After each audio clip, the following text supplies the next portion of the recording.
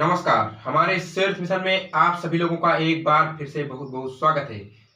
तो आइए आज हम लोग अपनी विलुप्तप्राय जानवरों की चर्चा को और आगे बढ़ाते हैं और देखते हैं कि भारतीय गैंडा या एक सींग वाला गैंडा जो कि एक विलुप्तप्राय श्रेणी में आता है, इसका शिकार काफी ज्यादा हुआ। इसी कारण ये जो है हमारे देश में विलुप्त होने की कगार पर आ गया। हालांकि सरकार के अथक प्रयासों के कारण आज 86% तक शिकार को रोका जा चुका है। तो आइए इसके बारे में और जानकारी हम लोग प्राप्त करते हैं और देखते हैं भारत के किन किन क्षेत्रों में ये पाया जाता है और इसकी संरक्षण स्थिति हमारे देश में क्या है।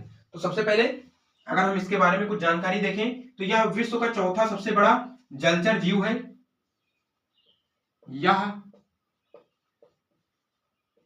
विश्व का चौथा बड़ा जलचर जीव है। जलचर जीव है। यह विश्व का चौथा सबसे बड़ा जलचर जीव है। आज यह जीव आवासीय क्षेत्र के घट जाने के कारण संकटग्रस्त हो गया है। आज यह जीव आवासीय क्षेत्र के घट जाने के कारण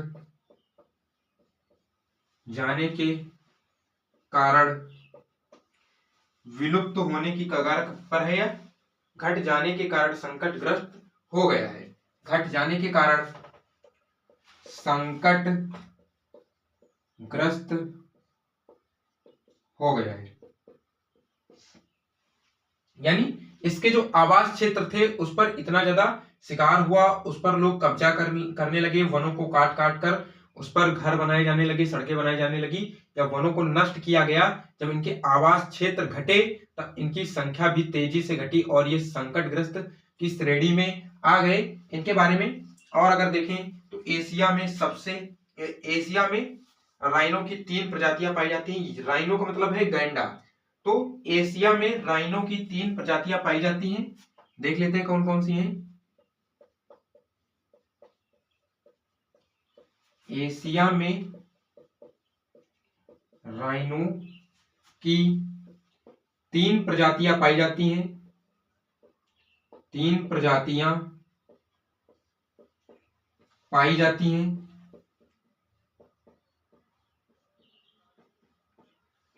अब कौन कौन सी हैं? तो सबसे पहले एक सींग वाला गैंडा, एक सींग वाला गैंडा जो कि अपने भारत में पाया जाता है। दूसरा आता है आपका जावा और तीसरा सुमात्रन। जावा और तीसरी प्रजाति आती है सुमात्रन।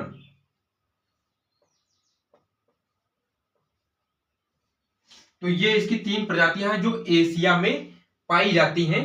और आगे अगर बात करें इसके बारे में तो भारत में केवल एक सींग वाला गैंडा पाया जाता है। जैसे मैंने आपको बताया कि ये भारत में पाया जाता है।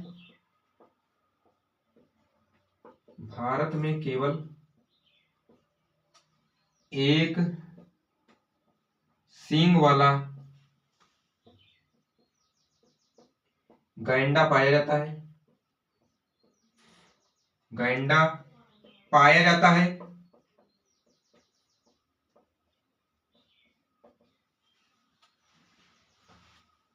ये मुख्य रूप से घास, पत्तियों, झाड़ियों और पेड़ों की शाखाओं, फल तथा जलीय पौधों की चराई करते हैं।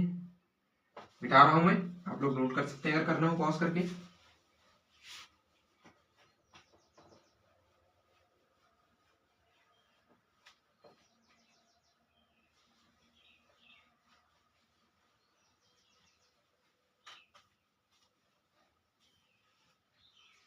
ये मुख्य रूप से घास,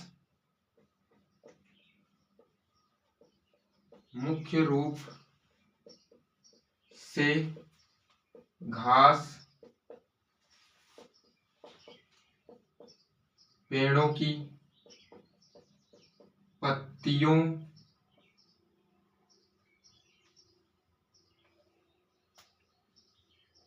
और शाखाओं,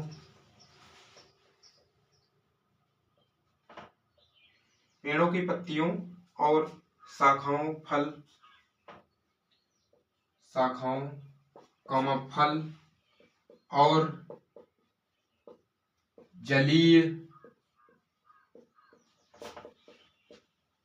पौधों की चराई करते हैं।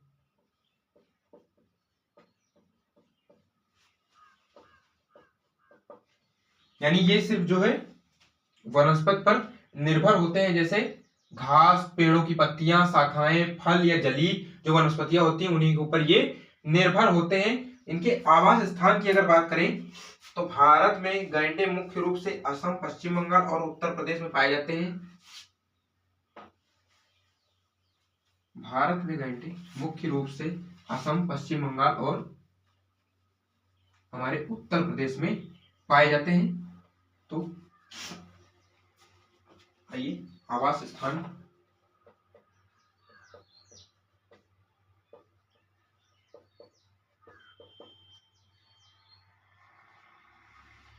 तो भारत में गैंडे मुख्य रूप से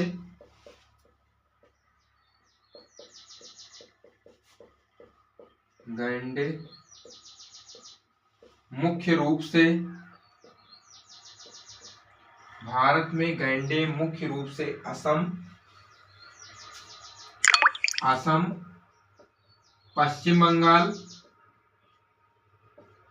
पश्चिम बंगाल और उत्तर प्रदेश में पाए जाते हैं। उत्तर प्रदेश में पाए जाते हैं।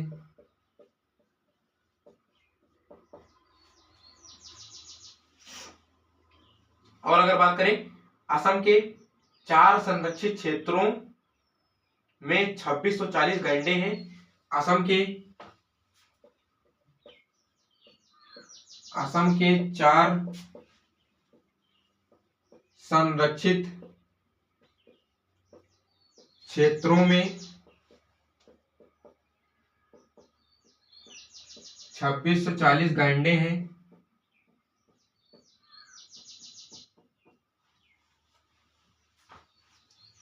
इसमें से लगभग 2400 गैंडे काजीरंगा नेशनल पार्क में हैं।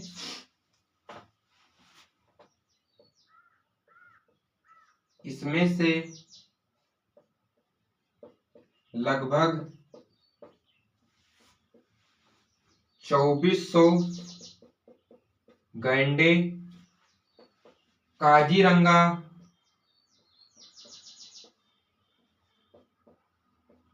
नेशनल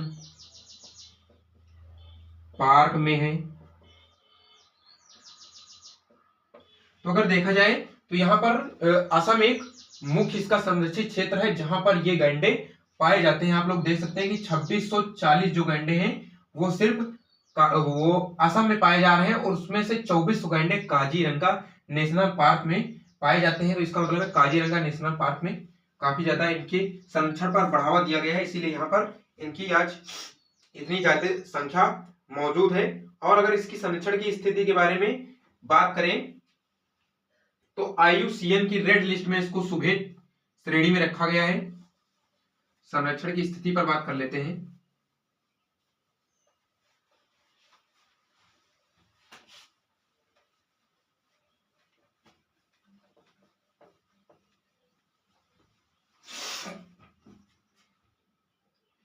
संरक्षण की स्थिति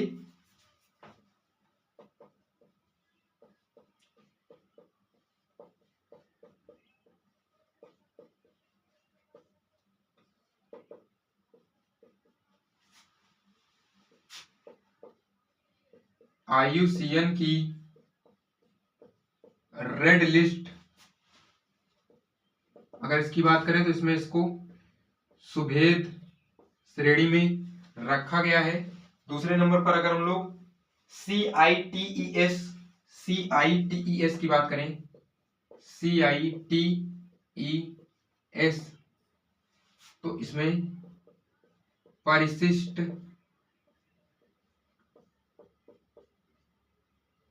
फर्स्ट में इसको रखा गया है। इसमें वो श्रेणियां रखी जाती हैं जो कि विलुप्त प्राय, लुप्त प्राय कह सकते हैं इनको, उस श्रेणी में होती हैं। इनमें अगर परिशिष्ट 1 की बात करें तो इसमें लुप्त प्राय प्रजातियों को रखा जाता है,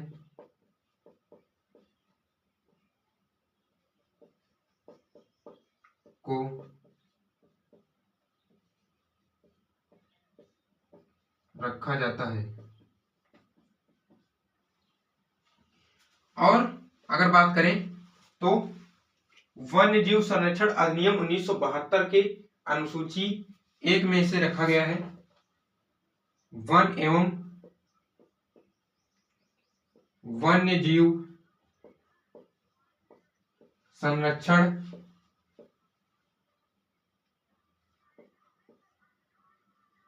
अधिनियम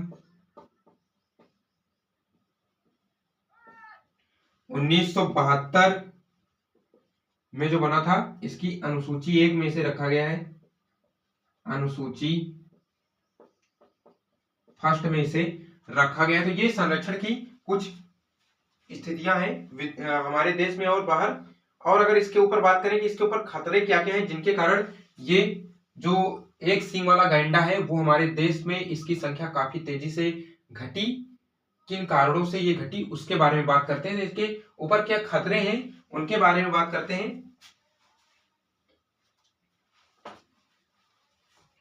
तो खतरा, इस सींगों के लिए इसका अवैध शिकार हुआ, यानी इसकी सींगों के लिए इसका अवैध शिकार हुआ।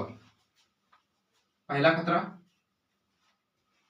सींगों के लिए अवैध शिकार।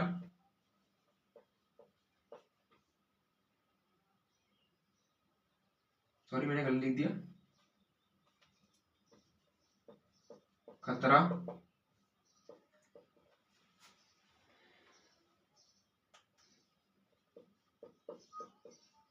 सींगों के लिए अवैध शिकार।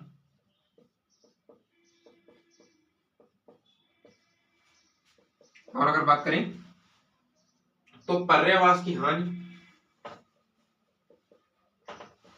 पर्यावास की हानि,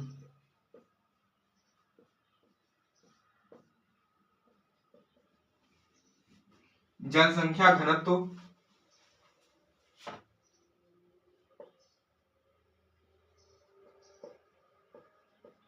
जनसंख्या घनत्व,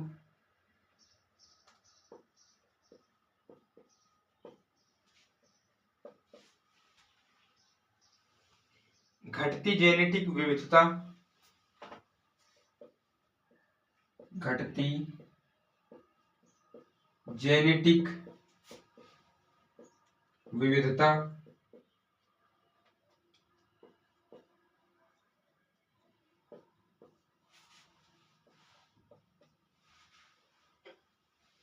और एक जो बहुत बड़ा खतरा आज के समय पर चल रहा है, जलवायु परिवर्तन। जलवायु परिवर्तन ये सिर्फ इसी प्रजाति के लिए है, जितनी भी जानवरों, मानव और जो भी हमारी वनस्पतियां हैं, इन सभी की जो प्रजातियां हैं उन सबके लिए जलवायु परिवर्तन एक बहुत बड़ा खतरा बन के उभर रहा है।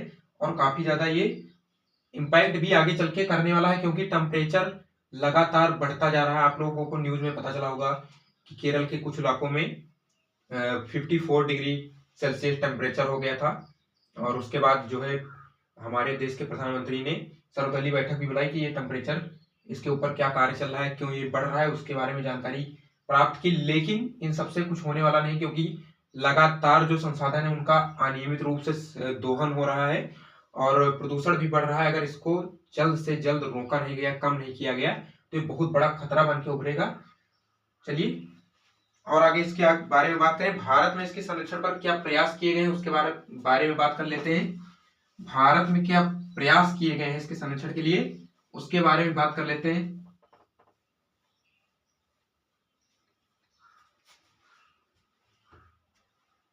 भारत द्वारा संरक्षण के प्रयास।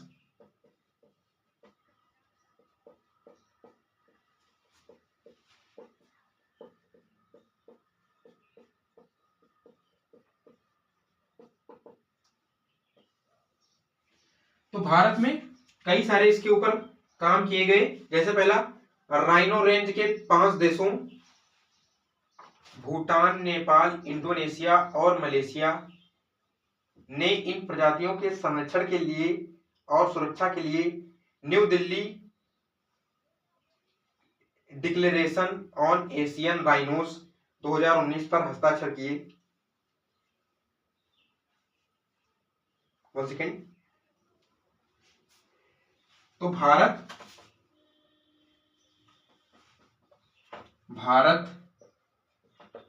भूटान, नेपाल, इंडोनेशिया, भारत, भूटान, नेपाल, इंडोनेशिया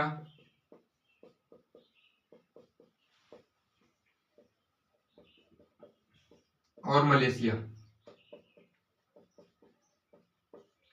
ये 5 देश थे राइनो रेंज के जिन्होंने new Delhi declaration on Asian rhinos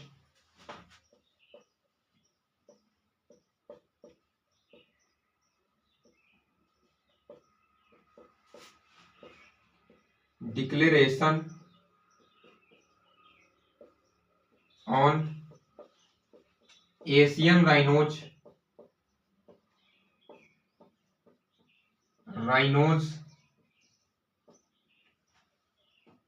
2019 इसके ऊपर इन्होंने हस्ताक्षर किए। यानी इनके संरक्षण को बढ़ावा देने के लिए एक, मानिए कि एक सम्मेलन हुआ, वहां पर हस्ताक्षर किया गया, एक एग्रीमेंट हुआ कि हम लोग इन राइनो, जो एशियन राइनोज हैं, इनके संरक्षण के ऊपर मिलकर काम करेंगे। इसके ऊपर हस्ताक्षर हुए। तो ये एक इंडिया के द्वारा एक पहल की गई। और अगर इसी में आगे बात करें तो राष्ट्रीय राइनो संरक्षण रणनीति, राष्ट्रीय राइनो संरक्षण रणनीति, राष्ट्रीय राइनो संरक्षण रणनीति, इसके ऊपर भी काम हुआ। इसके अंदर एक रणनीति को वर्ष 2019 में बड़े सींग वाले गैंडों के संरक्षण के लिए शुरू किया गया। यानी इसको 2019 में शुरू किया गया।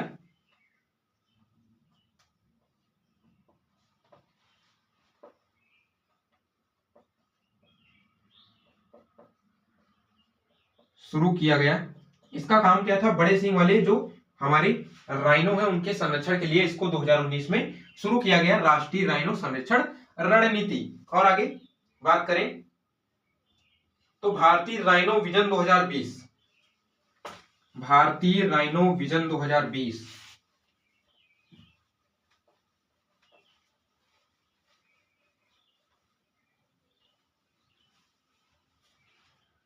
भारतीय राइनो विजन 2020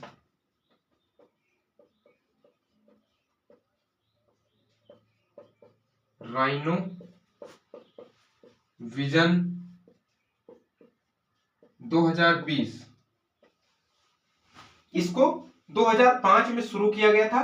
इसका उद्देश्य था कि 2020 तक भारत के जो संरक्षित क्षेत्र हैं, 7 संरक्षित क्षेत्र, उसमें राइनो की संख्या को 3000 तक करना था। इसकी शुरुआत हुई 2005 में, 2005 में इसकी शुरुआत हुई। उद्देश्य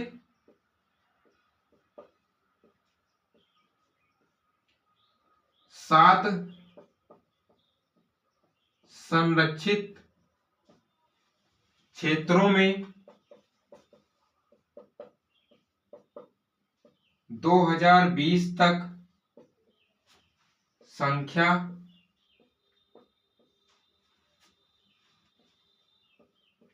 राइनो की यानी गैंडे की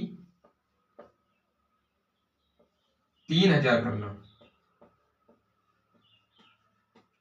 यानी 2005 में भारतीय राइनो विजन 2020 इसकी शुरुआत 2005 में की गई और इस विजन जो था मिशन, इसकी उद्देश्य इसका यही था कि 2020 तक जो भारत के 7 संरक्षित क्षेत्र हैं इसके लिए वहां पर इनकी संख्या 3000 करना था।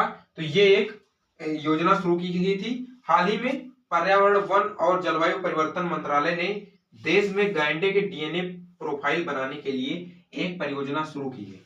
यानी जो हमारा पर्यावरण, वन और जलवायु परिवर्तन मंत्रालय है उसने एक और परियोजना हाल ही में चालू की है, जिसका उद्देश्य है कि जो हमारे देश के गैंडे हैं प्रत्येक गैंडे की डीएनए प्रोफाइल बनाना है। तो ये कुछ परियोजनाएं हमारे देश में चलाई गई गैंडों के संरक्षण के लिए, जिससे हम लोग इस प्राकृतिक धरोहर की रक्षा कर सकें।